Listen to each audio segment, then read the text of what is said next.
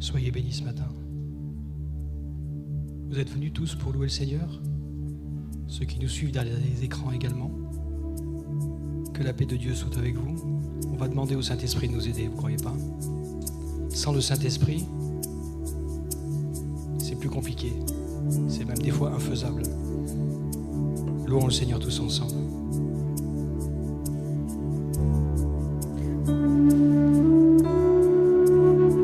Seigneur, tu es notre espoir. Rien n'a plus de valeur. Rien n'est aussi grand que toi, Seigneur. Rien n'est aussi beau que toi, Seigneur. Nous aimons ta présence, Jésus. Saint-Esprit, tu es le bienvenu. Que ta présence vienne inonder ce lieu. Seigneur, nos cœurs soupirent après ta gloire. Oh, viens nous saisir par ta présence, Seigneur. Ouvre les yeux de nos cœurs, Seigneur, à ta parole ce matin.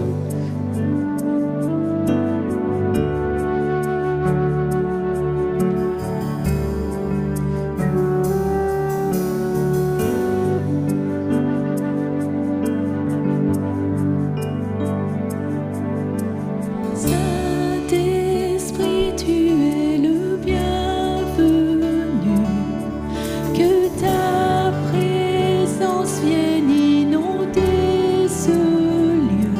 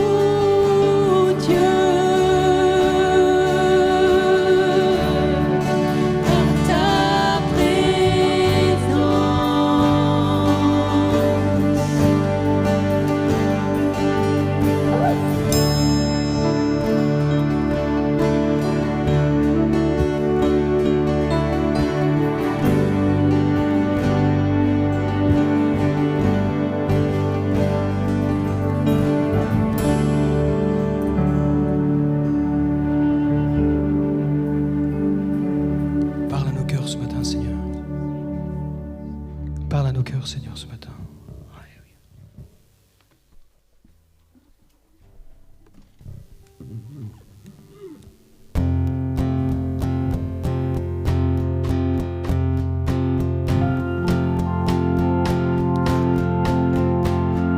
Jésus, que ton règne vienne, ta volonté soit faite en nous. Chantons Jésus. Jésus, nul n'est comparable, Sauveur admirable, révèle ton amour. Roi des cieux, viens vers nous. Roi des cieux, viens en nous. Que ta gloire brille comme en plein midi. Roi des cieux, descends. Roi des cieux, viens pour nous. Qui tiendra devant nous, car ton nom puissant nous rend triomphants. Roi des cieux, descends.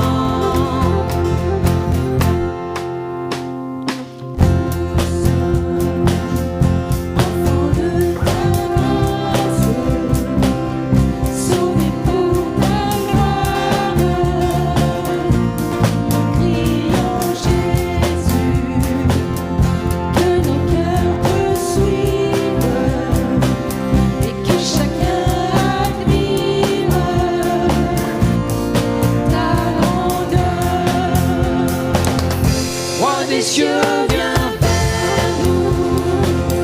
Roi des cieux, viens en nous. Que ta gloire brille comme en plein midi. Roi des cieux, descends. Roi des cieux, viens pour nous. Qui tiendra devant nous, car ton nom puissant nous rend triomphants. Roi des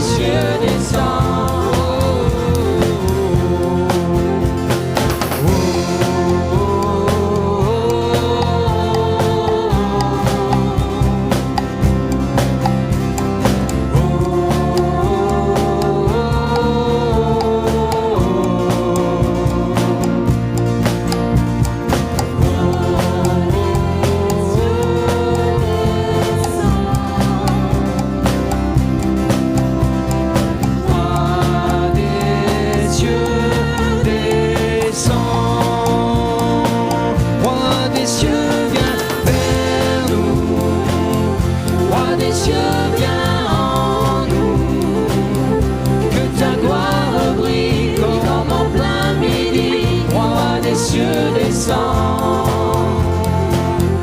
Roi des cieux, viens vers nous. Qui tiendra devant nous, car ton nom puissant nous rend triomphants. Roi des cieux, descends.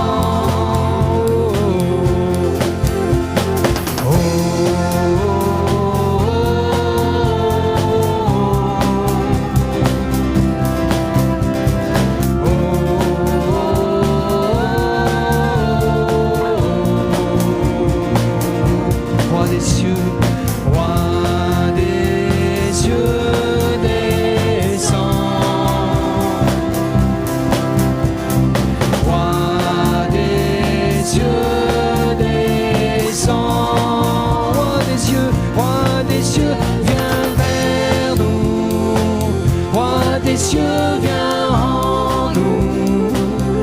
Que ta gloire brille comme en plein midi. Roi des cieux, descends. Roi des cieux, viens pour nous. Qui tiendra devant nous, car ton nom puissant nous rend triomphants. Roi des cieux, descends. Car ton nom puissant, car ton nom puissant nous rend triomphants. Roi des cieux, descends.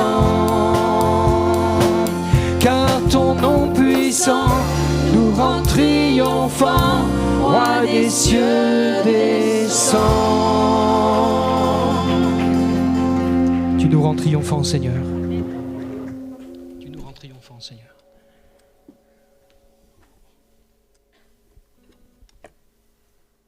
Hosanna au plus haut des cieux.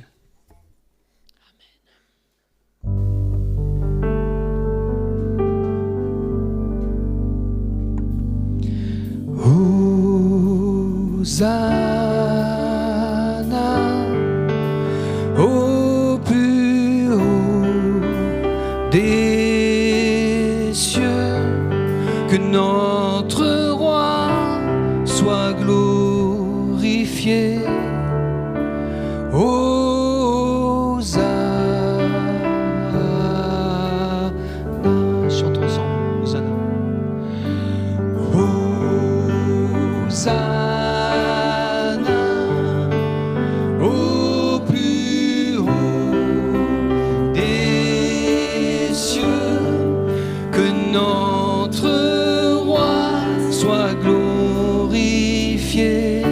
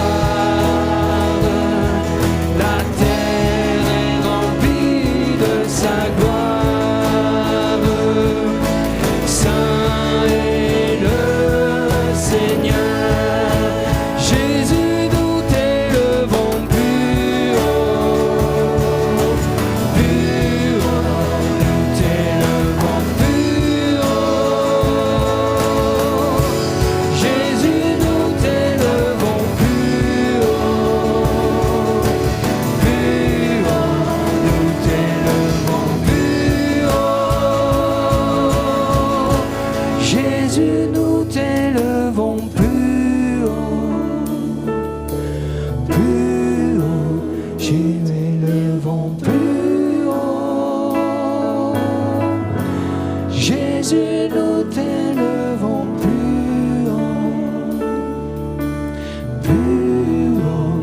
nous t'élevons plus haut. Sois élevé, Seigneur. Sois élevé au travers de nos louanges, au travers de ta parole, Seigneur. Ouvre les yeux de nos cœurs à ta parole, Jésus. Béni soit ton nom, Seigneur. À toi la gloire, l'honneur, la puissance au siècle des siècles. Toi qui la majesté, la suprême autorité. Alléluia, Jésus.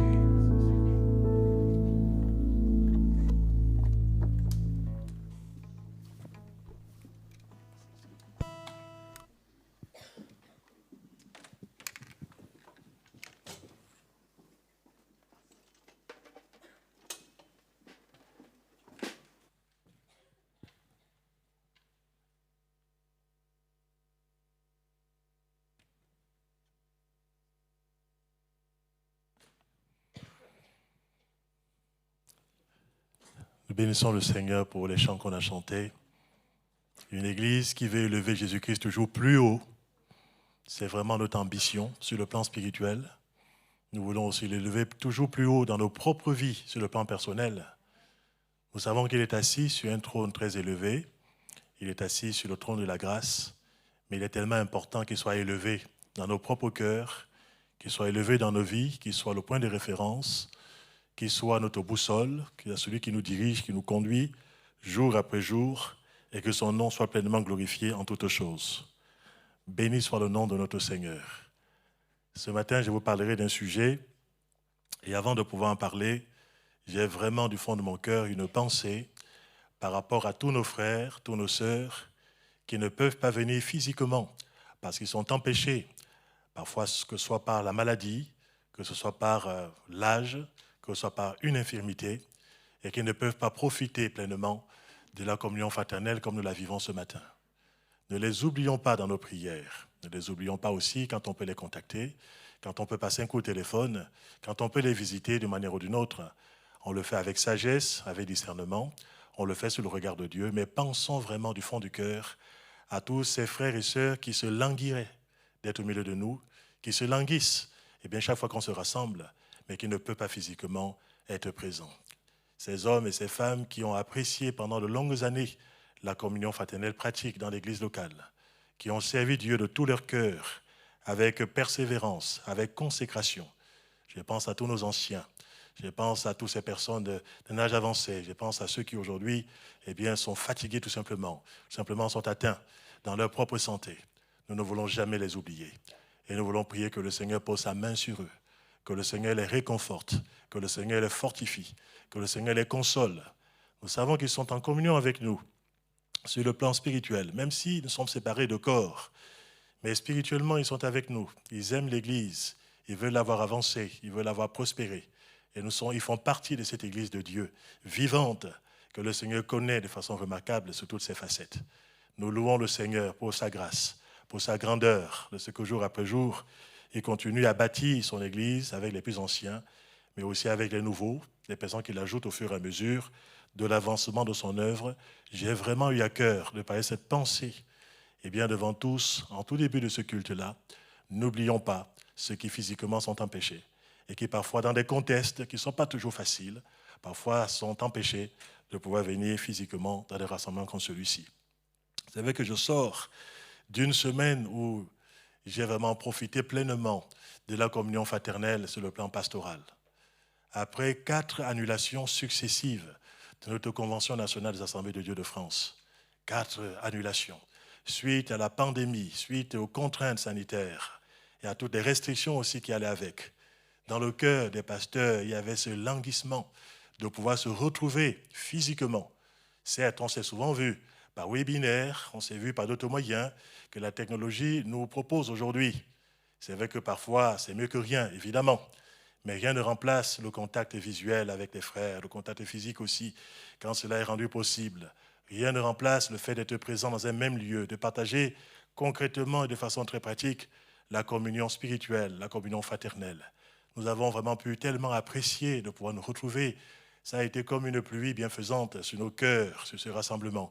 Et je voudrais vraiment remercier chacun d'entre vous qui avait eu à cœur de pouvoir prier par rapport à ce congrès. C'était le 93e rassemblement de convention. Les assemblées de Dieu ne sont pas dans la dernière pluie, il faut quand même le savoir. C'est un mouvement qui bientôt sera centenaire. Et bientôt, on aura la joie de le célébrer dans quelques années si le Seigneur Jésus-Christ n'est pas encore revenu d'ici là.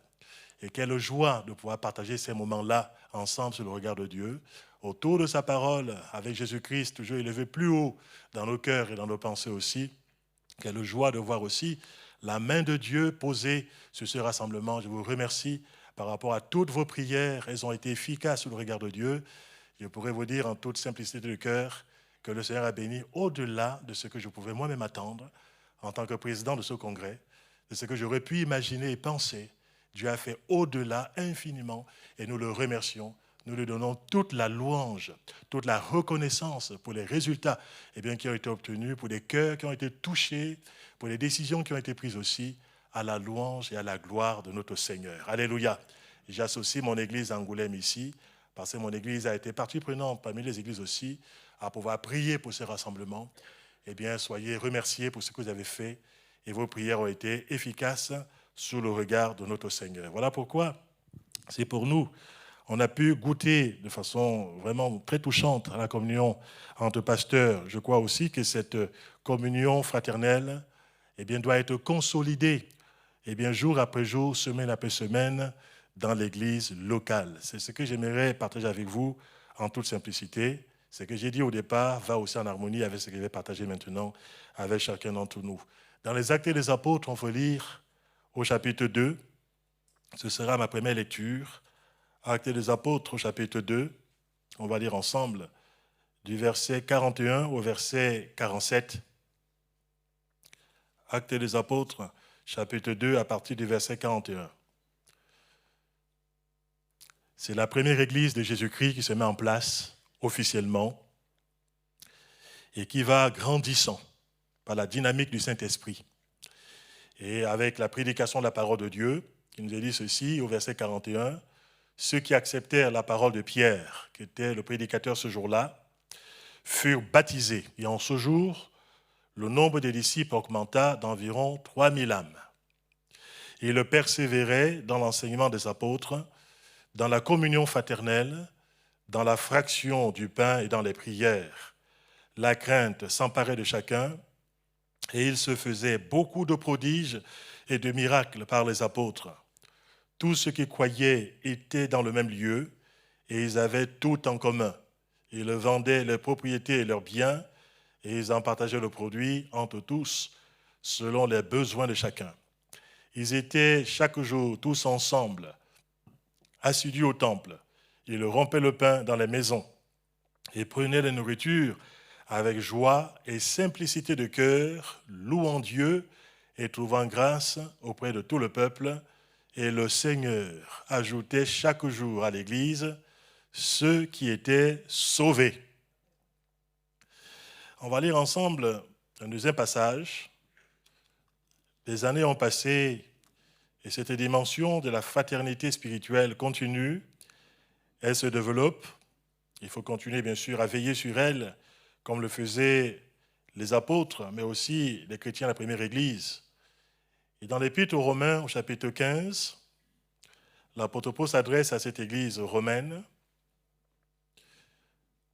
Romains, chapitre 15, on va lire ensemble du verset 5 jusqu'au verset 7.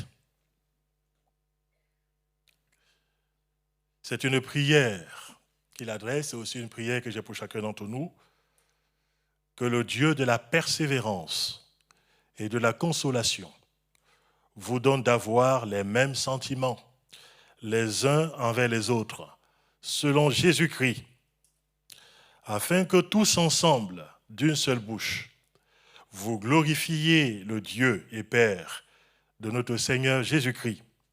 Accueillez-vous donc les uns les autres, comme Christ vous a accueillis pour la gloire de Dieu. Quand je reviens par rapport à ce premier miroir que nous trouvons dans la parole de Dieu, puisque l'Écriture est comme un miroir, nous y plongeons nos cœurs sur le plan spirituel, nous les laissons imprégnés par ce que nous pouvons constater, par ce que nous pouvons voir.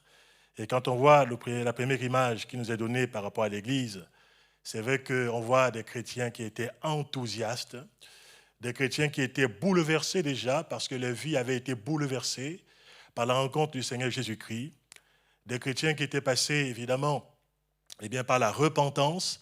Auparavant, ils ne connaissaient pas Dieu comme ils auraient dû le connaître. Ils avaient appris à le connaître maintenant au travers du message qu'ils avaient entendu, de la bonne nouvelle. Ils se sont convertis à Dieu, non pas à une religion. Ils se sont détournés des idoles, ils se sont détournés des cultes parfois formalistes.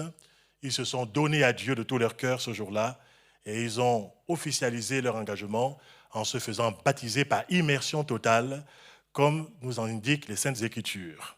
Il nous a dit que ce jour-là, de 120 qu'ils étaient à la chambre haute, il y a eu un filet qui a été jeté sur le plan spirituel et une pêche miraculeuse de 3000 nouvelles âmes qui ont été ajoutées à l'église du Seigneur, qui était une église naissante.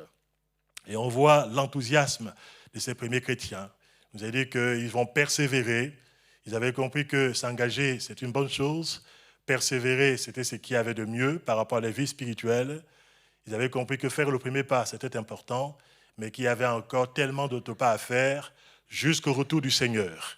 Et jusqu'au retour du Seigneur, ils avaient à cœur de persévérer dans l'enseignement des apôtres, de persévérer dans la communion fraternelle, de persévérer dans la fraction du pain et dans les prières. Ils avaient aussi une grande crainte de Dieu qui s'est emparé de chacun d'entre eux. Et la conséquence de ce bon état d'esprit sur le plan spirituel, on nous a dit qu'il se faisait beaucoup de prodiges et de miracles. Parfois, on veut voir beaucoup de prodiges et de miracles dans nos églises, mais sommes-nous prêts à pouvoir avoir l'état d'esprit qui était celle qui caractérisait l'église du début? La persévérance dans ces domaines, la crainte de Dieu au fond du cœur de chaque disciple du Seigneur. Et la conséquence directe, c'est quoi? C'est que le Seigneur faisait beaucoup de prodiges et de miracles. On voit des conséquences de vie qui ont été transformées. Ce n'est plus la mentalité du siècle présent qui les caractérise. Ils ont été touchés par la grâce de Dieu. Leur esprit a été changé. Et nous bénissons le Seigneur de ce qu'on peut voir, l'opération qui a été faite dans leur cœur par la concrétisation de certaines choses qu'ils vont mettre en place. On nous a dit que quand ils ont cru, ils étaient tous ensemble dans le même lieu. On voit aussi une grande solidarité évangélique qui va se mettre en place au sein de cette communauté. Une solidarité évangélique entre les croyants, ceux qui ont la même foi dans la personne du Seigneur Jésus-Christ. Il nous a dit ici qu'ils partageaient des choses entre eux. Il n'y avait pas, quand il y avait des gens qui étaient pauvres au milieu d'eux, il y avait une solidarité pratique et concrète qui se mettait en place. Même si elle n'était pas encore vraiment organisée, les gens le faisaient spontanément, selon l'élan de leur cœur aussi, afin qu'il n'y ait pas d'indigents et de pauvres au milieu de chacun d'entre eux. Il nous a dit qu'ils étaient chaque jour tous ensemble, assidus au temple. C'est des choses qui me touchent aussi. C'est vrai que je sors d'une semaine où, dès 8 h du matin jusqu'à 19 h du soir, j'étais pratiquement dans le même lieu, avec quelques pauses tout simplement pour pouvoir se sustenter, donc notamment entre midi et 2, mais la plupart du temps, on était dans le même lieu pendant pratiquement 8 à 9 heures dans la communion fraternelle. J'ai béni le Seigneur parce que c'est vrai qu'on vit des moments assez particuliers. Je ne sais pas combien de temps il restait quand il se retrouvait chaque jour assidu au temple. Je ne sais pas si ça prenait 1 heure, 2 heures, 3 heures ou peut-être une partie de la journée. L'écriture est silencieuse à ce niveau-là, mais je remarque l'assiduité de ces personnes et le désir qu'ils avaient de se retrouver chaque jour dans la maison du Seigneur. Ils étaient assidus dans cet endroit où se manifestait concrètement la communion fraternelle de façon pratique aussi et de façon évidente pour tous. Ils avaient une grande simplicité de cœur aussi dans les rapports qu'ils pouvaient avoir les uns à l'égard des autres, y compris dans leurs agapes fraternelles. On voit une grande simplicité de cœur aussi, une grande joie qui caractérise ces disciples. Il nous a dit que dans ce climat spirituel extraordinaire, mais qui est voulu de Dieu et que le Seigneur désire voir de plus en plus aussi dans chaque église locale, vous avez dit que finalement, il trouvait grâce aux yeux de tout le peuple. Des gens, en les voyant vivre, étaient impressionnés. Il y avait un témoignage, je pourrais dire parfois même silencieux, qui se dégageait de ce parfum de la communion fraternelle. Il nous a dit que les gens étaient ajoutés à l'église et c'est le Seigneur qui le faisait. Et c'est vrai que le Seigneur tient à ajouter à l'église, à ce genre d'église, Eh bien, parce qu'il voit la dynamique spirituelle qui est là, il voit l'état d'esprit des gens qui caractérisent cette maison de Dieu, il voit les dispositions de cœur des uns et des autres, et le Seigneur qui a à cœur le salut des âmes et qui veut leur épanouissement sur le plan spirituel, se plaisait à cette époque à ajouter à cette église naissante tous ceux qui étaient sauvés. C'est aussi en même temps dans notre cœur la vision que nous devons avoir en tant qu'église locale. Mes frères et mes sœurs, on a pu voir bien, l'importance de pouvoir persévérer dans tous ces domaines, de ne pas prendre les choses pour acquises. La communion fraternelle aussi, qui a été un véritable bienfait sur le plan spirituel, comme on le verra tout à l'heure, c'est aussi une chose qu'il ne faut pas prendre pour acquise. Il faut continuer à la consolider semaine après semaine, mois après mois, année après année. Même parfois, quand on est resté depuis des décennies à l'Église, il faut continuer à persévérer dans ces dimensions sur le plan spirituel. Veillons, mes frères et mes sœurs, quand on regarde ce premier miroir, à ne pas prendre de distance dans notre cœur ou physiquement par rapport à notre église locale, alors que nous avons les possibilités et les capacités physiques de pouvoir être présents dans les rassemblements de l'église. J'ai commencé ce message avec une véritable empathie de cœur par rapport à ceux qui physiquement ne peuvent pas. Ceux qui parfois dans les contextes particuliers sont dans l'incapacité physique de pouvoir venir concrètement. Voilà pourquoi je pense que pour ceux qui peuvent se déplacer, pour ceux qui ont la possibilité et les capacités que la santé permet qu'ils se déplacent, quel privilège nous avons de pouvoir se dire « Oui, je vais dans la maison du Seigneur pour y rencontrer bien sûr le Seigneur en premier, mais je vais aussi consolider la communion fraternelle, je vais bâtir cet édifice qui est en perpétuelle construction. Ce n'est pas un édifice qui est achevé, puisque le Seigneur continue à ajouter à l'Église ceux qui sont sauvés. La communion fraternelle n'est pas non plus quelque chose, un objectif qui est déjà atteint. Au fur et à mesure, il faut continuer à travailler dans ce sens. Il faut continuer à apporter sa pierre à l'édifice. Il faut contribuer à ce qu'elle puisse continuer à s'épanouir sur le plan spirituel, à se fortifier, à se développer et à s'enraciner de plus en plus dans la mentalité de chacun d'entre nous. C'est là pour la louange et la gloire de notre Dieu. Quand on se relâche dans ce domaine de la communion fraternelle, peut-être sans le savoir, on ne sait pas forcément toujours les conséquences que cela peut avoir. Mais imaginons un relâchement généralisé qui pourrait avoir lieu dans une église. Je ne parle pas des périodes hors normes, comme celles que l'on a vécues pendant la pandémie, où pendant pratiquement des mois et des mois, on ne pouvait pas se retrouver physiquement. Je ne parle pas des périodes exceptionnelles, mais je parle des périodes normales. Et si chacun d'entre nous décide de pouvoir se relâcher par rapport à la communion fraternelle, quelque part, c'est aussi, sans le savoir, un affaiblissement de l'église locale, et même, pourquoi pas, c'est un décret de fermeture par rapport à une telle église, parce que l'église locale, c'est vous et c'est moi. C'est nous qui sommes les gens de la maison de Dieu, et c'est nous aussi qui la constituons sur le plan spirituel. Notre relation d'ailleurs avec notre église locale, quand nous en avons une, et c'est une grâce pour nous ici d'avoir l'église de Dieu ici sur Angoulême, c'est un thermomètre aussi quelque part de notre bonne marche avec Dieu, de notre santé sur le plan spirituel. Qu'on le veuille ou non, la fréquentation par rapport aux réunions, mais aussi la participation active aux activités qui nous sont proposées dans le cadre de l'église locale, sera aussi quelque part révélatrice de notre attachement concret et pratique à la communion fraternelle, à laquelle, bien sûr, sur le plan personnel, nous faisons profession de pouvoir tenir tous, mais vous savez que le Seigneur, ce qui l'impressionne, ce ne sont pas uniquement les résolutions du cœur, ce sont surtout aussi des démonstrations concrètes par des actions visibles et vérifiables par les uns et par les autres. Voilà pourquoi, pour nous qui sommes enfants de Dieu, bien souvent, avec le risque de pouvoir parfois se relâcher dans cet aspect de la communion fraternelle, nous trouvons quelques avertissements dans les Écritures pour nous maintenir dans cette dynamique spirituelle qui est voulue de Dieu, parce que ce ne sont pas des hommes qui l'ont fabriqué, la communion fraternelle, c'est le Seigneur qui, par son esprit, rassemble autour de sa personne, la personne de Jésus-Christ, autour de sa parole, des hommes et des femmes qui auparavant étaient dispersés, vivaient derrière des barrières, ne se connaissaient pas, se haïssaient parfois même mutuellement et s'ignoraient. C'était même important pour nous d'être attentifs à ce miracle que Dieu a fait en faisant de nous désormais les gens de la maison de Dieu. Dans l'Épître aux Hébreux, nous avons par exemple cet avertissement. Hébreux chapitre 10 au verset 25, il nous est dit ceci: « N'abandonnons pas notre assemblée, comme c'est la coutume de quelques-uns, mais exhortons-nous réciproquement, et cela d'autant plus que vous voyez s'approcher le jour. » Le jour dont il est question ici, c'est le jour de l'avènement de notre Seigneur Jésus-Christ. Si on prend ce texte dans la version Parole vivante d'Alfred Cuen, on lit ceci. « Ne prenons pas, comme certains, l'habitude de délaisser nos réunions.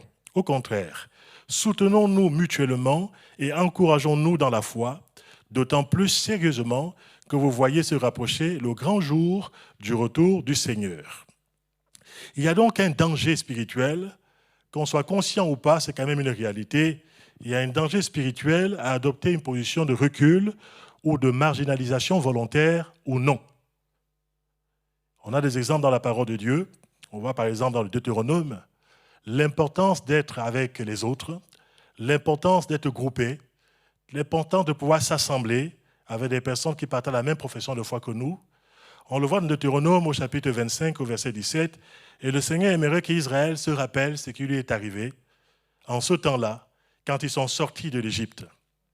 Et il va dire ceci, Deutéronome 25, verset 17, « Souviens-toi de ce que te fit Amalek pendant la route, lors de votre sortie d'Égypte, comment il te rencontra dans le chemin, et sans aucune crainte de Dieu, tomba sur toi par derrière, sur tous ceux qui se traînaient derrière, pendant que tu étais là et épuisé toi-même. » Vous remarquerez ici qu'Amalek s'est surtout acharné, premièrement, sur ceux qui se traînaient derrière. Il n'a pas affronté des gens en face. Il n'est pas venu foncer sur le troupeau. Mais il y avait quelques personnes qui avaient pris les distances. Il y avait quelques personnes qui se traînaient en arrière. Il y avait quelques personnes qui avaient relâché l'effort d'être avec les autres. Et ces personnes ont été les premières victimes par rapport à l'agression d'Amalek, qui est ici la figure du diable, par rapport à ce récit en particulier. Il se tenait à l'écart, il se tenait derrière. Le chemin semblait encore être long par rapport à eux. Peut-être avait-il dit, on a déjà fait beaucoup d'efforts comme ça fait des kilomètres et des kilomètres que l'on marche ensemble, groupés. On n'arrivait pas à suivre la cadence des autres. On se tenait en arrière. Et Amalek se tenait en embuscade dans le but de pouvoir agresser ces personnes qui étaient en arrière aussi et de pouvoir les provoquer beaucoup de dommages.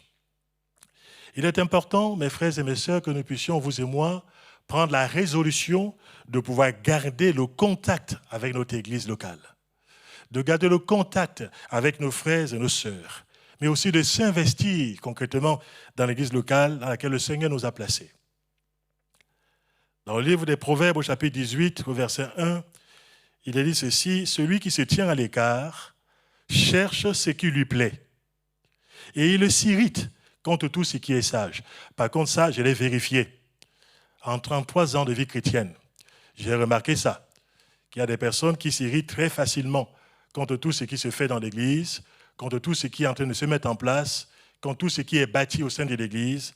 Elles se tiennent à l'écart parce qu'elles cherchent à faire prévaloir leur propre point de vue, leur propre analyse de la situation, leur propre goût et leur propre couleur aussi.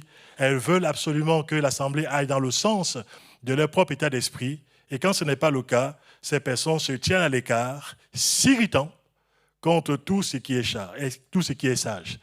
Et vous savez qu'à force de s'irriter et de cultiver de l'amertume dans son cœur, ça peut être pour nous une occasion de chute sur le plan spirituel et sur le plan moral. Voilà pourquoi il y a des avertissements comme ceux-ci que nous trouvons dans la parole de notre Dieu.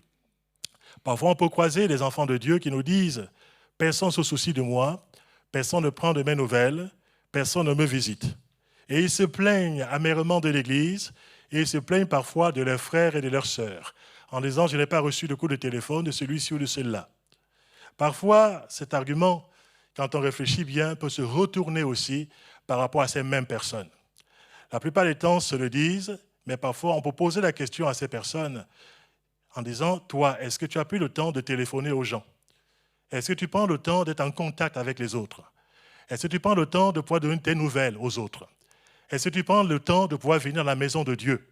Est-ce que tu prends le temps d'informer les gens de ta situation? C'est trop facile d'accuser les autres des choses que l'on vit soi-même, de pouvoir accabler les autres personnes alors qu'on est incapable soi-même de pouvoir remuer du doigt ce dont on accuse les autres personnes. Seigneur, avec ta grâce, avant de pouvoir chercher à balayer devant la maison des autres, j'aimerais déjà avoir l'humilité de cœur de balayer devant mon propre cœur. Où en suis-je dans mon amour pour les autres? Où en suis-je dans la communion fraternelle concrète vis-à-vis des autres? Où en suis-je dans le fait de prendre contact avec les autres? Où en suis-je dans la fréquentation de l'Église? Où en suis-je concrètement dans le fait de donner de mes nouvelles, de venir prier avec les autres quand ils ont des fardeaux? Où en suis-je sur le plan personnel? Avant de pouvoir accuser les autres personnes et de pouvoir mettre un fardeau d'accablement sur les uns et sur les autres, il est important de pouvoir se dire que tout ce que vous voulez que les autres fassent pour vous, faites-le d'abord aussi pour eux. C'est la loi et les prophètes. C'est la règle d'or selon les Écritures. Tout ce que je veux qu'on fasse pour moi, est-ce que je suis en train de le faire pour les autres? Concrètement, je ne parle pas uniquement de mon premier cercle d'amis. Toujours les mêmes personnes, toujours les mêmes clans, toujours les mêmes familles, toujours les mêmes visages. Mais est-ce que par rapport aux uns aux autres aussi, est-ce que j'ai élargi mon cœur? Est-ce que j'ai élargi l'espace de ma tente intérieure? Est-ce que mon cœur a accueilli des personnes nouvelles, concrètement? Est-ce que mon cœur s'est intéressé vraiment aux autres avant de pouvoir faire de ma vie le centre d'intérêt du monde, de pouvoir attirer les regards sur moi et de m'apitoyer sur mon sort? Est-ce que je suis de ceux aussi qui s'investissent par rapport à la vie des autres personnes, qui s'intéressent à leur propre situation de façon concrète, de façon tangible, de façon vérifiable par tous? Si ce n'est pas le cas, il est important que nous puissions chacun d'entre nous, quelque part, nous remettre en question sous le regard de notre Dieu, qui sont les cœurs des uns et des autres, qui sait exactement là où nous en sommes. Qui n'est pas là pour nous accabler, mais qui est là pour mettre le doigt peut-être sur une situation qui doit évoluer dans notre cœur, peut-être dans notre mentalité, peut-être dans notre approche vis-à-vis de l'Église. L'Église, ce n'est pas l'Église des autres. L'Église, ce n'est pas pour les autres. L'Église, c'est pour chacun d'entre nous parce que c'est nous qui la formons. L'Église est ce que chacun apporte. La contribution de chacun fera ce que l'Église sera. Si on veut une Église plus chaleureuse, apportons de la chaleur dans l'Église. Si on veut une Église plus accueillante, soyons des gens accueillants, de façon concrète, pas toujours les mêmes personnes. Si on veut une Église remplie de paix, soyons de ceux qui apportons la paix dans l'Église. Et je pourrais multiplier les choses. Si on veut qu'il y ait la joie dans l'Église, est-ce que nous communiquons cette joie aux autres? Ou est-ce que quand les gens nous voient, ils ont l'impression d'arriver sur une porte de prison? Ou est-ce qu'ils voient vraiment un cœur ouvert et bien disposé? Seigneur, aide-nous, alléluia, à regarder les choses, à les examiner sous le regard de notre Seigneur et quelque part à avancer sur le plan spirituel aussi. Le meilleur moyen de consolider la communion fraternelle, c'est aussi de pouvoir assumer ses propres responsabilités. Car tout ne dépend pas que des autres. J'ai aussi ma part à faire, j'ai aussi ma contribution à apporter par rapport à cet édifice de la communion fraternelle. Je dois veiller sur mon propre cœur. Dans l'Épître aux Hébreux, au chapitre 3, verset 12, il est dit ceci: « Prenez garde, frères, que quelqu'un de vous n'ait un cœur mauvais et incrédule, au point de se détourner du Dieu vivant. Mais exhortez-vous les uns les autres chaque jour, aussi longtemps qu'on peut dire aujourd'hui, afin qu'aucun de vous ne s'endurcisse par la séduction du péché. » L'Écriture nous dit que celui qui croit être debout, qu'il prenne garde de tomber. Une illustration frappante d'ailleurs de ce principe des gens qui prennent du recul et qui parfois en prenant du recul se croient très spirituels et qui parfois peuvent aboutir à une chute ou à une compromission. Cette illustration, nous la trouvons dans la vie de l'apôtre Pierre. C'était un homme qui connaissait le Seigneur profondément, qui avait été appelé par Dieu, mais qui parfois était assez présomptueux par rapport à ses capacités spirituelles. À un moment donné, Jésus-Christ va dire à Pierre, mais aussi aux autres disciples, il va dire ceci à Pierre, Luc chapitre 22, du verset 31 au verset 33. Le Seigneur dit à Pierre, « Simon, Simon, Satan vous a réclamé pour vous cribler comme le froment. Mais j'ai prié pour toi afin que ta foi ne défaille point. Et toi, quand tu seras revenu ou converti, selon les versions, affermis tes frères. » Seigneur, lui dit Pierre, je suis prêt à aller avec toi et en prison et à la mort. Ok. Ça, c'est la déclaration de l'apôtre Pierre. Il était assez présomptueux, je suis prêt à faire ceci, je serai meilleur que les autres. Évidemment, c'est quelqu'un qui se mettait très facilement en avant par rapport aux autres et qui était là prompt à pouvoir bien juger les autres et à pouvoir donner des leçons de morale. Et ça, on le voit ici dans ce récit. Et immédiatement après, Il n'a pas tenu compte de ce que Jésus avait dit. Il faut quand même savoir, mes frères et mes sœurs, que le diable nous réclame tous pour nous cribler comme un froment. L'Écriture affirme que le diable rôde autour de chacun d'entre nous, cherchant qui il va dévorer. Et notamment, il dévore beaucoup plus facilement ceux qui sont déjà affaiblis spirituellement, ceux qui sont affaiblis moralement, ceux qui se traînent par derrière, ceux qui se tiennent à l'écart. Ils sont beaucoup plus une proie, beaucoup plus facile par rapport au lion. J'ai remarqué d'ailleurs, quand on connaît un tout petit peu comment ça fonctionne au niveau de la jungle, que les grands prédateurs s'attaquent rarement à un troupeau, de façon générale. Les grands prédateurs, souvent, cherchent à voir le troupeau, dans le troupeau s'il y a une bête qui s'est isolée. À ce moment-là, ils foncent, ces prédateurs-là, sur la bête qui s'est isolée. L'apôtre Pierre, quant à lui, il présume de ses forces. Et quelque temps après, on voit l'apôtre Pierre qui est séparé des autres disciples, et il nous est même dit de lui, et c'est très grave, Luc chapitre 22, verset 54, « Pierre suivait Jésus de loin. » Ça, c'est grave. Il n'y a pas longtemps, il était prêt à aller partout avec le Seigneur, à mourir même pour lui s'il le fallait. Au fur et à mesure, il s'éloigne, il prend la distance vis-à-vis des autres et surtout vis-à-vis du Seigneur. Et il suit le Seigneur de loin. Et quand il n'est pas avec les autres disciples et qu'il s'est éloigné du Seigneur, il va se retrouver dans d'autres compagnies, dans d'autres cercles, dans d'autres réseaux, avec d'autres affinités assez particulières, singulières, troublantes. Puisqu'on va voir l'apôtre Pierre, qui a parlé quelques versets auparavant, il va se retrouver en compagnie des gens qui n'ont ni foi ni loi, des personnes qui n'ont aucune crainte de Dieu ni de Jésus-Christ. Et il nous a dit qu'il va se réchauffer autour du feu qu'ils ont allumé. Il va chercher à trouver de la chaleur auprès des personnes qui haïssent le Seigneur. Et Pierre nous a dit qu'il était assis devant le feu. Ce n'est pas un feu qu'il avait allumé, d'autres l'avaient allumé, et l'apôtre Pierre se sentait quelque part bien dans cette période-là, dans cette ambiance chaleureuse. Il avait l'impression quelque part que son cœur est réchauffé en compagnie des gens qui étaient des moqueurs, en compagnie des gens qui ne marchaient pas avec le Seigneur, en compagnie des gens qui haïssaient la personne du Christ. Et on va voir par la suite l'apôtre Pierre, qu'est-ce qui va se produire dans sa vie. Il va finir par renier son maître, et ce qui est terrible, en blasphémant.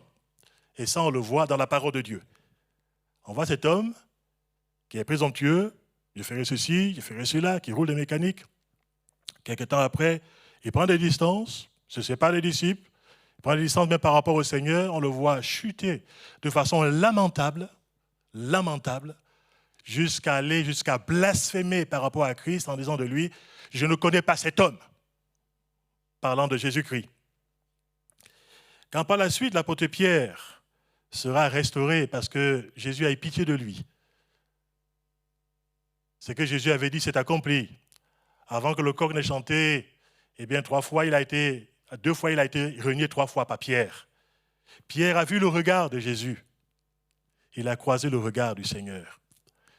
Et là, ce qui est quand même beau malgré tout, c'est le fait que Pierre n'a pas cessé à se justifier. Il n'a pas cherché à dire « oui, c'était plus fort que moi ». Il a dit par rapport à lui qu'il a pleuré lamentablement. Il a pleuré amèrement. Il s'est repenti par rapport à cette prise de distance qu'il avait eue par rapport à Christ, par rapport à ce reniement par rapport à Christ. Il s'est humilié, il s'est repenti. Et vous savez que Dieu fait grâce aux humbles.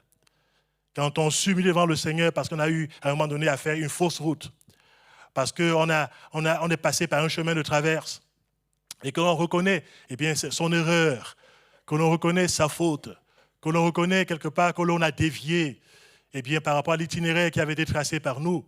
Quand on se ressaisit sur le plan spirituel humblement devant la face du Seigneur, le Seigneur est celui non seulement qui nous pardonne, mais aussi celui qui nous restaure, qui nous rétablit, y compris dans la communion fraternelle. Alléluia. Il va dire à l'apôtre Pierre des choses très fortes. Il va le restaurer complètement. Il va le rétablir dans un troupeau, vous allez remarquer. Il va dire à Pierre, tu seras dans un troupeau, mais tu vas paître le troupeau. Non seulement les agneaux, mais aussi les brebis. Et vous savez que si ces images sont données, c'est parce que plus que jamais, ces animaux dont il est question, que ce soit la brebis ou que ce soit, bien sûr, les agneaux, ce sont les animaux appelés les animaux grégaires. C'est-à-dire les animaux qui ont besoin, pour pouvoir s'épanouir, d'être avec le troupeau. Et l'apôtre Pierre est remis dans le troupeau avec des responsabilités parce que le Seigneur l'a restauré, le Seigneur l'a réhabilité, le Seigneur a changé finalement sa propre trajectoire parce que lui aussi était bien intentionné par la suite par rapport au Seigneur en s'étant ressaisi. Et on va constater que ce que Jésus avait dit à Pierre, en disant à Pierre, quand tu seras revenu, affermis tes frères.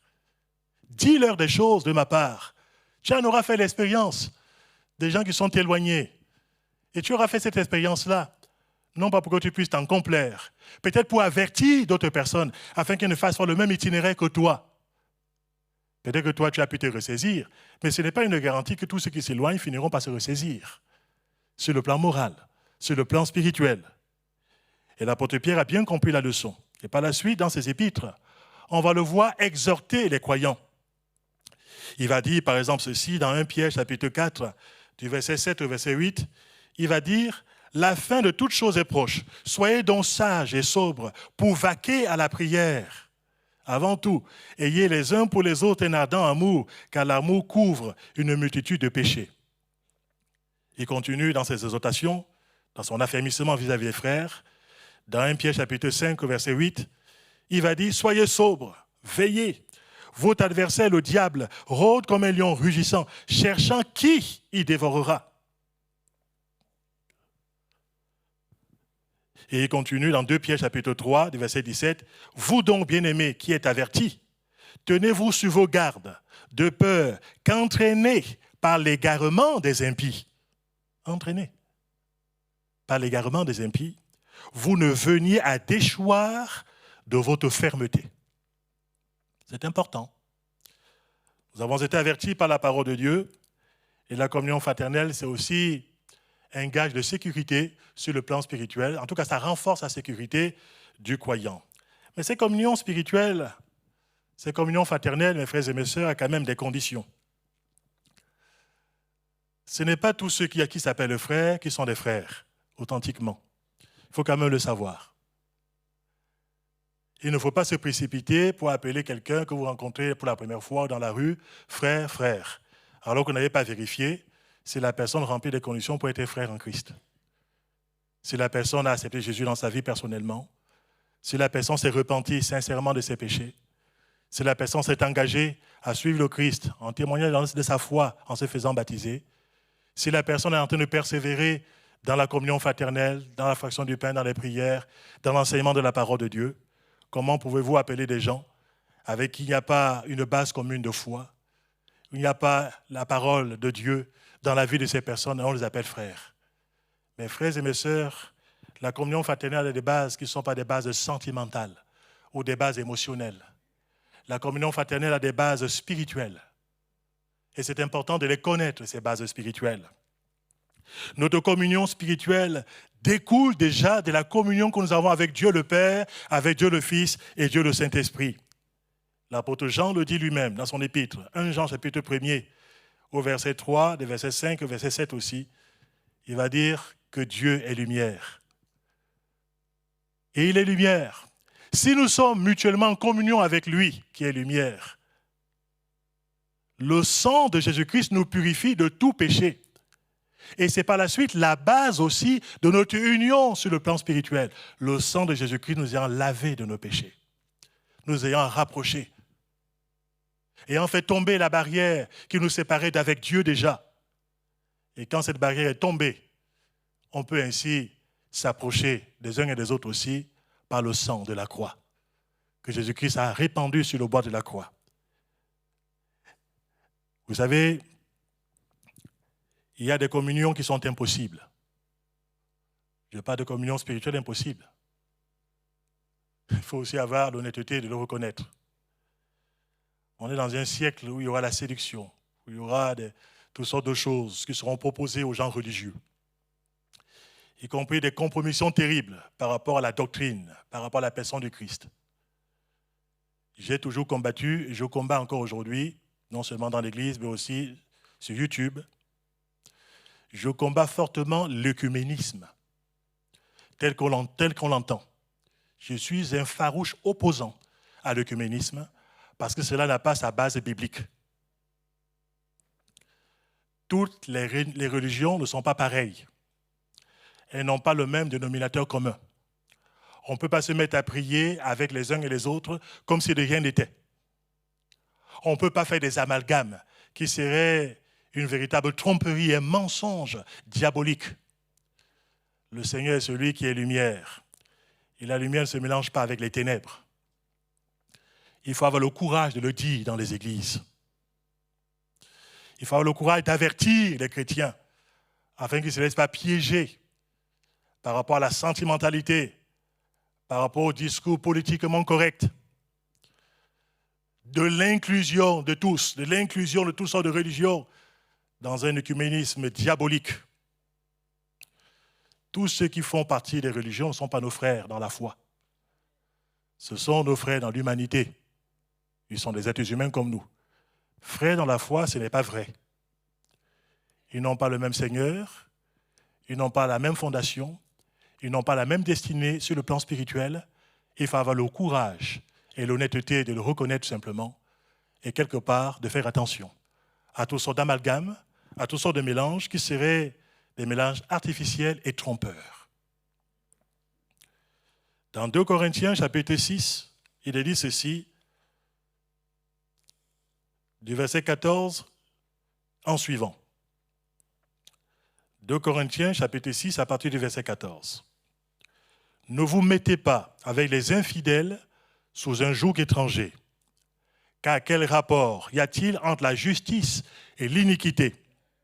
Ou qu'y a-t-il de commun, entre la lumière et les ténèbres? Quel accord y a-t-il entre Christ et Bélial? Ou quelle part a le fidèle avec l'infidèle? Quelle part y a-t-il entre le temple de Dieu et les idoles? Car nous sommes le temple du Dieu vivant, comme l'a dit Dieu. J'habiterai et je marcherai au milieu d'eux, je serai leur Dieu et ils seront mon peuple. C'est pourquoi sortez du milieu d'eux et séparez-vous, dit le Seigneur. Ne touchez pas à ce qui est impur et je vous accueillerai. Je serai pour vous un père et vous serez pour moi des fils et des filles, dit le Seigneur Tout-Puissant. Ayant donc de telles promesses, bien-aimés, purifions-nous de tout souillure de la chair et de l'esprit en achevant notre sanctification dans la crainte du Seigneur. Je pourrais dire beaucoup de choses, mais je laisse cela aussi à votre propre intelligence sur le plan spirituel. On ne peut pas non plus appeler frère une personne qui ne reconnaît pas Jésus-Christ personnellement comme étant son sauveur, comme étant le Dieu manifesté en chair. L'apôtre Jean, qui était l'apôtre de l'amour, il pourra dire dans sa deuxième épître, il dira, si quelqu'un vient à vous, tout en reniant le Christ comme étant le Fils de Dieu, n'accueillez pas une telle personne chez vous. Il parle des gens qui se disent frères, mais qui renient le Christ. Il parle des gens qui se disent chrétiens, mais qui ne sont pas soumis à la seigneurie de Christ. Il dit, une telle personne, ne l'accueillez même pas. Et c'est l'apôtre de l'amour qui parle. Il savait qu'il y avait plusieurs séducteurs qui étaient rentrés dans le monde déjà à cette époque. Il y en a encore beaucoup de séducteurs qui sont rentrés dans le monde et qui prolifèrent dans le monde, qui distillent de fausses doctrines, de faux enseignements, qui veulent créer la confusion sur le plan moral et sur le plan spirituel. On ne peut pas non plus, par rapport aux conditions spirituelles de la fraternité en Christ, on ne peut pas appeler frère une personne qui vit délibérément dans la pratique régulière du péché. Il n'est pas la pratique régulière du péché. Il n'est pas possible d'avoir une communion spirituelle avec un croyant qui se complaît à vivre charnellement et rejette les avertissements et les conseils de Dieu dans la Bible. L'apôtre Paul, qui était rempli du Saint-Esprit d'amour, dont le cœur avait été élargi par la grâce de Dieu, il va s'adresser aux Corinthiens sur des termes que parfois on n'aime pas entendre dans certains endroits, mais que je vous lis parce que c'est dans la Bible. Dans 1 Corinthiens chapitre 5, du verset 9 au verset 11, il va dire ceci, « Je vous ai écrit dans ma lettre de ne pas avoir de relation avec les débauchés, non pas d'une manière absolue, avec les débauchés de ce monde. » Voilà, il fait quand même une différence. Ou avec les cupides, ou avec les ravisseurs, ou avec les idolâtres. Autrement, il vous faudrait sortir du monde. Maintenant, ce que je vous ai écrit, c'est de ne pas avoir de relation avec quelqu'un qui, se nommant frère, ça c'est le problème, se nommant frère est débauché, ou cupide, ou idolâtre, ou outrageux, ou ivrogne, ou ravisseur, de ne même pas manger avec un tel homme. C'est fort ce que dit l'homme de Dieu, que vous en pensez? Cet homme qui a écrit sur l'amour, cet homme de la grâce, qui remet les fondations là où elles sont, sur le plan spirituel. Tolérer de telles choses dans une église, de tels comportements de soi-disant croyants, c'est affaiblir la communion fraternelle, c'est ternir le témoignage de l'église et c'est quelque part attirer la réprobation divine. Il faut le savoir et il faut le dire. La communion fraternelle n'accepte pas ce genre de compromission morale, spirituelle, doctrinale. La communion fraternelle a donc des bases qui ne sont pas des bases sentimentales, rationnelles, comme le monde peut parfois le prévaloir. Elles sont des bases spirituelles qui sont fondées sur l'enseignement de Jésus-Christ et des apôtres de notre Seigneur. Je vais bientôt aller vers la conclusion de ce message. La communion fraternelle, c'est une construction qui requiert de la persévérance. Et le persévérer, on l'a vu ensemble. Cela requiert de l'amour de Dieu, qui n'a rien à voir avec le sentimentalisme, avec la mièvrerie sentimentale. Ça n'a rien à voir avec ça. C'est l'amour de Dieu répandu au cœur par le Saint-Esprit, qui nous permet de pouvoir nous aimer véritablement les uns les autres. Jean chapitre 13, verset 34, « Je vous donne un commandement nouveau, aimez-vous les uns les autres. Comme je vous ai aimés, vous aussi aimez-vous les uns les autres. À ceci, tous connaîtront que vous êtes mes disciples, si vous avez de l'amour les uns pour les autres. » Je remarque ceci en finissant ce message, que notre capacité à nous investir durablement dans la construction de la communion fraternelle vient en définitive de Dieu. Que vous en pensez de cela? C'est Dieu qui nous rend capables. Voilà pourquoi l'apôtre Paul va prier le Seigneur. Bien sûr, il y a des résolutions soi-même qu'il faut avoir. Bien sûr, il y a une détermination. Bien sûr, il y a des objectifs à avoir. Mais par-dessus tout, il y a la grâce du Seigneur qui nous aide à rester fidèles, à être persévérants dans la communion fraternelle malgré parfois des soucis, malgré parfois des problèmes que l'on peut rencontrer, que parfois seulement on peut générer ou parfois créer. Malgré les différences qui peuvent se trouver aussi dans la vie des uns et des autres, on est obligé de constater que nos simples efforts ne suffisent pas. Il faut compter sur les ressources spirituelles de Dieu. Voilà pourquoi l'apôtre Paul va prier en disant que le Dieu de la persévérance et de la consolation vous donne d'avoir les mêmes sentiments les uns envers les autres selon Jésus-Christ, afin que tous ensemble, d'une seule bouche, vous glorifiez le Dieu et le Père de notre Seigneur Jésus-Christ. La communion fraternelle est vraiment indispensable, pour vous comme pour moi, pour atteindre le but final. Déjà en soi, quand elle est bien vécue et établie sur des bases saines de la parole de Dieu, cette communion fraternelle établit un lien social fort et atténue le sentiment de solitude que l'on peut ressentir ou que l'on peut vivre. La communion fraternelle nous donne force et courage pour aller jusqu'au bout avec le Seigneur. Parfois, on reprend courage en voyant les frères, en voyant les sœurs, comme l'apôtre Paul aussi, à un moment donné de sa vie, alors qu'il était éprouvé. En voyant les frères et les sœurs, il a repris courage. Au moment des épreuves, on apprécie d'être entouré, soutenu par nos frères et sœurs. Mais aussi, quand tout nous réussit, quand tout va dans le sens qu'on aurait souhaité, il faut toujours aussi qu'il y ait des frères et des sœurs qui soient là pour nous entourer. Peut-être pour nous avertir, afin que notre cœur ne s'enfle pas d'orgueil. Et que nous ne puissions pas croire que si nous avons ceci ou cela, c'est que ce sont nos capacités qui nous ont accordé ces choses. Mais que nous puissions rester centrés sur la personne du Christ et sur la parole de notre Dieu. Nous voyageons ensemble sur le même chemin. Et je suis persuadé qu'ensemble, on va beaucoup plus loin. Que vous en pensez de cela? Les bienfaits de la communion fraternelle sont symbolisés par l'huile et par la rosée. Dans le psaume 133, vous connaissez ce psaume par cœur pour beaucoup d'entre vous. L'huile adoucit les plaies et panse les blessures.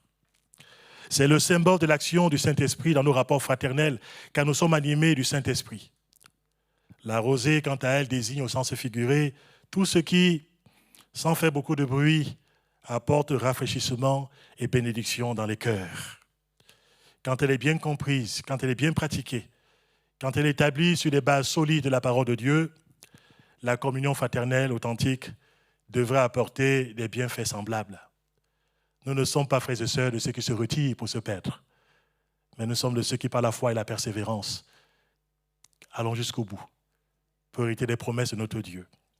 Chacun, mes frères et mes sœurs, doit contribuer de façon efficace à l'édification de la communion fraternelle. Chacun doit apporter, semaine après semaine, sa pierre à l'édifice. Il est important de se donner les moyens de garder contact avec les autres, de manière pratique, de façon concrète, de façon déterminée. Et ce d'autant plus que nous voyons s'approcher le jour du retour de notre Seigneur. Et il vient bientôt. Alléluia. Redescendons de tête ensemble. Couvrons nos cœurs devant notre Seigneur. Disons, Seigneur, nous ne voulons surtout pas nous séparer, non seulement d'avec toi. Nous ne voulons pas surtout nous séparer des frères et des sœurs qui partagent la même foi que nous, le même salut que nous, qui ont la même grâce que nous, qui vivent la même communion spirituelle que nous. Nous voulons avancer ensemble. Cela pour la louange et la gloire de ton nom. Alléluia. Seigneur, je te remercie et je te bénis par rapport à cette matinée. Pour le temps, Seigneur mon Dieu, que tu as pris pour parler à chacun de nos cœurs ce matin. Merci Seigneur de ce que tu parles à nos cœurs. Tu nous mets devant nos responsabilités sur le plan spirituel. Je veux te remercier parce que c'est toi qui nous as réunis en ton nom, Seigneur. C'est toi qui as fait de nous des gens de ta maison. Je te remercie pour tout cela, Seigneur. Je veux te remercier pour les choses que tu prépares encore pour l'avenir. Cet avenir commun qui est le nôtre. Nous savons qu'un jour, nous serons avec toi dans ton ciel de gloire. Mais déjà ici-bas sur terre, nous avons appris à marcher ensemble. Vers le beau pays, mon Dieu, qui nous est destiné, vers le ciel. Nous te remercions, nous te louons, parce que tu nous prends par la main. Tu nous équipes et tu nous rends capables de persévérer jusqu'à la fin. Que ton nom soit béni, mon Dieu. Au nom de Jésus-Christ. Amen. Gloire à notre Seigneur. Je vais inviter les frères qui ont été désignés de s'approcher ici pour le repas du Seigneur que nous allons prendre maintenant. C'est aussi appelé souvent le repas de la communion. La communion déjà, bien sûr, avec le Christ. Et la communion aussi en tant que corps de Christ, localement. Nous partageons le repas du Seigneur en étant bien conscients que ce qui nous rassemble est tellement important, que Jésus-Christ est la tête de l'Église. C'est lui qui nous a prescrit ce que nous devons faire. Et nous le louons et nous le bénissons de tout notre cœur. J'invite aussi les musiciens à reprendre place sur l'estrade. Pendant que nous sommes sous le regard de notre Dieu, on va chanter un chant. Et après ce chant, qu'on va chanter ensemble pendant que les frères sont là devant, on va partager le pain et le vin en souvenir de ce que le Christ a accompli, mais aussi en anticipant ce jour béni où le Seigneur revient très bientôt. Alléluia. Je vous invite à vous lever à vos places, mes frères et mes sœurs. Chantons déjà ce chant simple qu'on va chanter. Après ce chant, louons le Seigneur. Bénissons notre Dieu. Prenons le repas du Seigneur et remercions notre Dieu pour la grâce qu'il nous accorde de faire partie des gens de sa maison. Amen. Gloire à notre Dieu.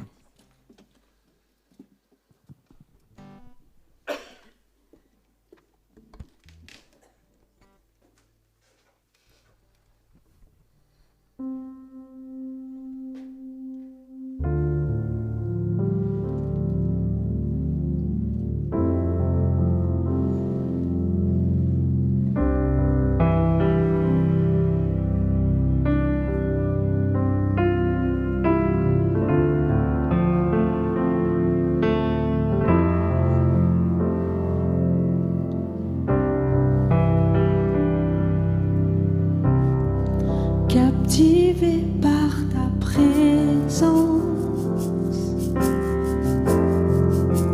je désire rester à tes pieds. Captivé par ta sainte présence, je veux m'abandonner. Je ne cherche pas ta main, tu ne me dois rien, tu m'as comblé. Au-delà de ce que tu peux faire, je veux ton cœur.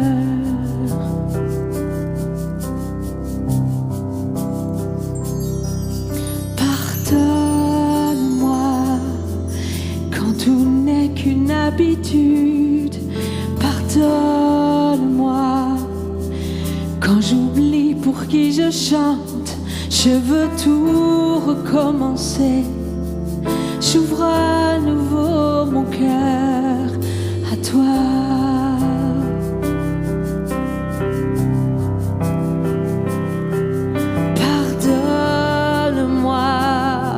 Quand je ne pensais qu'à moi seul, pardonne-moi. Lorsque toi seul ne suffit pas, je veux tout recommencer. J'ouvre à nouveau mon cœur, toi.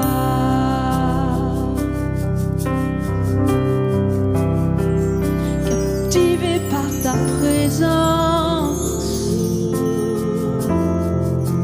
je désire rester à tes pieds, captivé par ta sainte présence.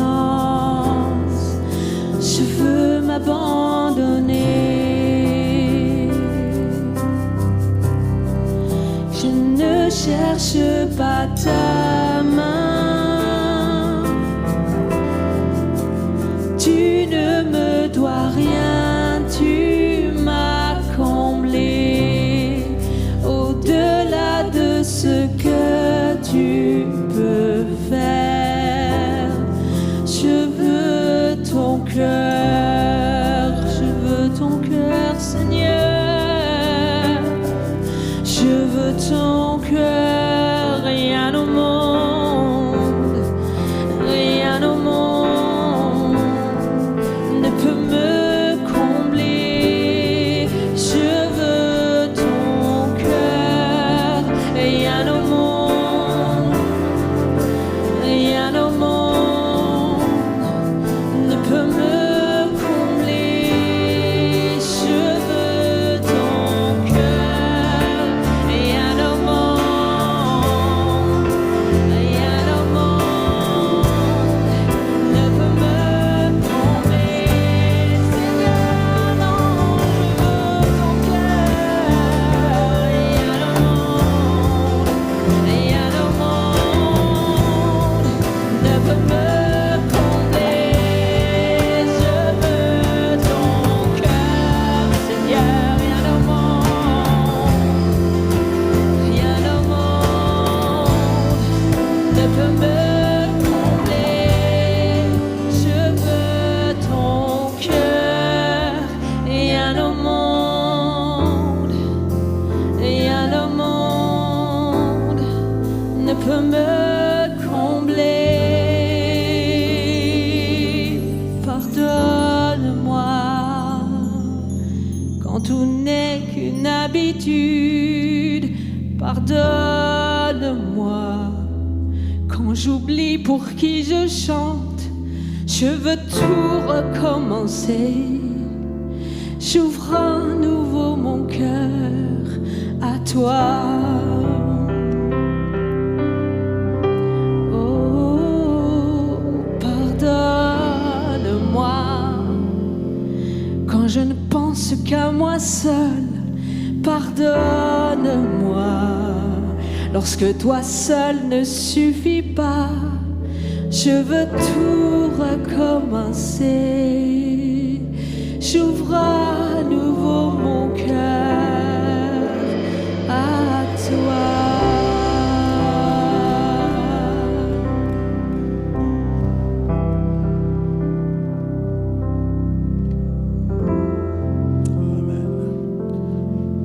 Merci Seigneur, mon Dieu, pour ce chant qu'on a chanté, qui a été chanté, Seigneur. Nous aussi, nous voulons venir devant toi. Et s'il y a besoin de recommencer, Seigneur, mon Dieu, on est prêt à pouvoir recommencer. S'il y a l'occasion de pouvoir prendre un nouveau départ avec toi, nous disons, nous voici. Nous sommes sensibles à tout ce que tu nous as dit depuis ce matin. Nous voulons avancer avec toi, Seigneur, non pas en solitaire, mais avec les autres, les regards fixés sur toi. Nous te remercions, nous te louons, Seigneur, de ce que nous pouvons prendre le repas, mon Dieu fraternel, avec ces emblèmes du pain et du vin. Merci, Seigneur, pour la Sainte Seine. Merci pour ta passion qui t'a conduit jusqu'à mourir sur le bois de la croix. Et merci, Seigneur, mon Dieu, pour ces bénédictions